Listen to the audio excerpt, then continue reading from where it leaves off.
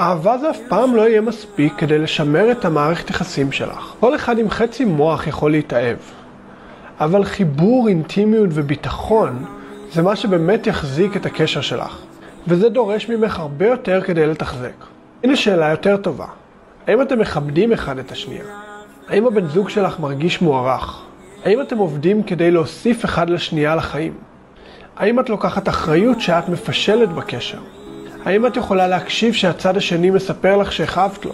והאם את באמת מקשיבה שהצד השני נפתח אלייך רגשית? אהבה זה לא מספיק. איך את בתוך הזוגיות שלך זה מה שיקבע אם הקשר הזה יעבוד או לא. הכוח זה להפוך לצוות, שבו לשני הצדדים אכפת איך הצד השני מרגיש, ולא רק שהצרכים שלך או שלו מתממשים. אז פעם הבאה שהשותף שלך מתרגר אותך, תביני שהוא פשוט מציב לך מראה למשהו שאת עדיין לא טיפלת פה בעצמך. יש לך כאן הזדמנות להתפתחות האישית הכי גדולה שאי פעם חלמת עליה. השאלה היא האם את מוכנה לאתגר. האם ברגע שיהיה קצת קשה, את תקפצי למערכת יחסים הבאה, במקום להתמודד.